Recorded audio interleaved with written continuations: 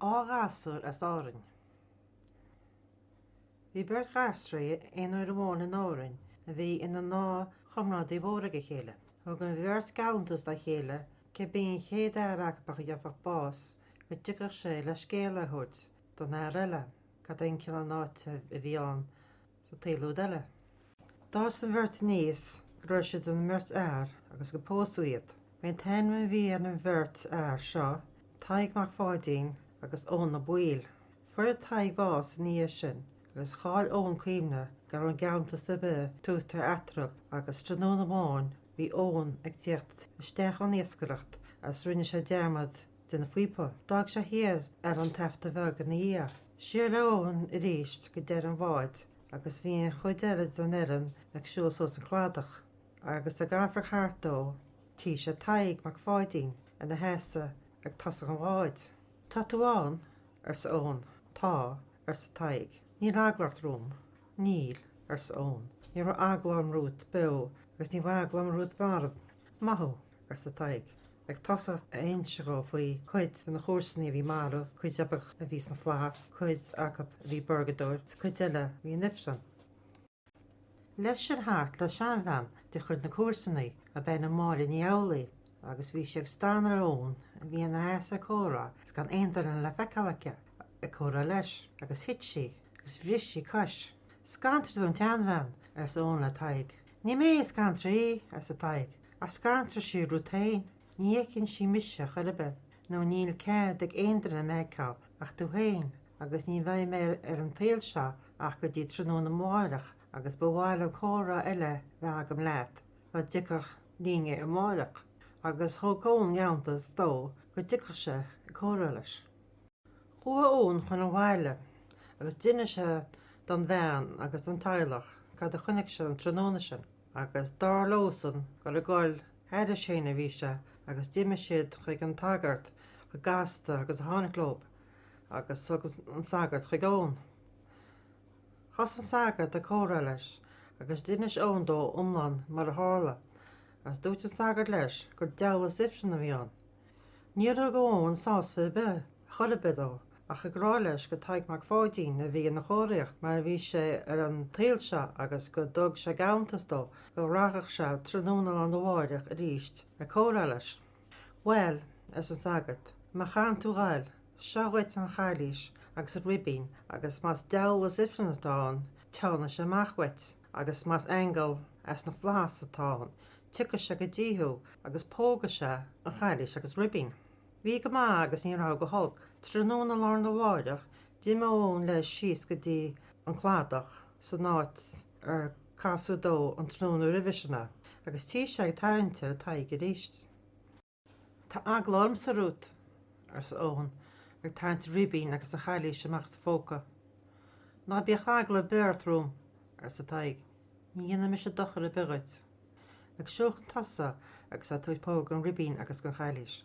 Agus thosa sé agus duine se dó gar sóirtan sin agus go raibh sé héin na básáil go cheá mísa eile agus é gratha maithe dhéanana se na mísa. Tá tuigeach leis fannach ní bhfuide inis. Chrán bhirt á láimh le chéile agus thug á chúil a géan don na chéile. Bhain ón an bhaile amach scóir sé an lai as mí an láir dú taobh sé haig leis go bhfuoh sé bás. Bhí siad ag iompar a chorp go bhrilig áranna agus ba sin deire chamarádíocht na berta.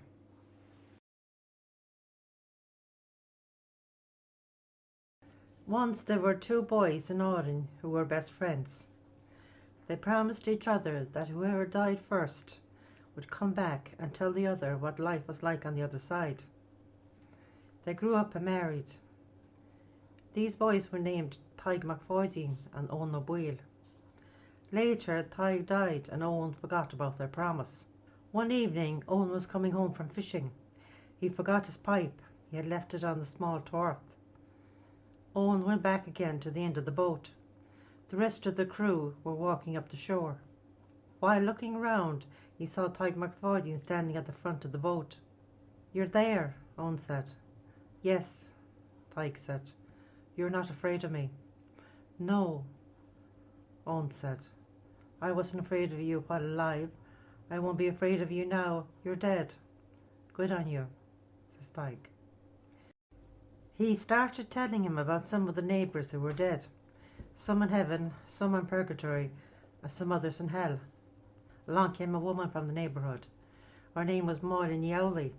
She was staring at the Owen, who was standing there in conversation, and she couldn't see anybody talking to him, and she fell and broke her leg.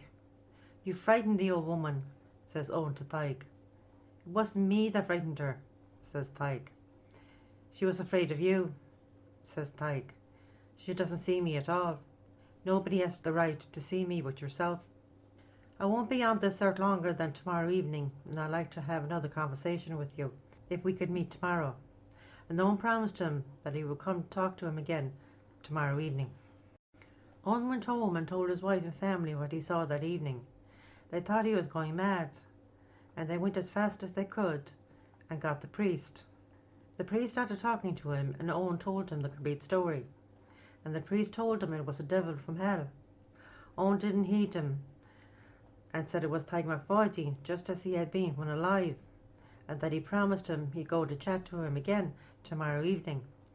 "Well," the priest said, "if you have to go, here is the chalice and the stole, and if he is a devil from hell, he will avoid you, and if he is an angel from heaven, he will kiss the chalice and the stole." So that's that.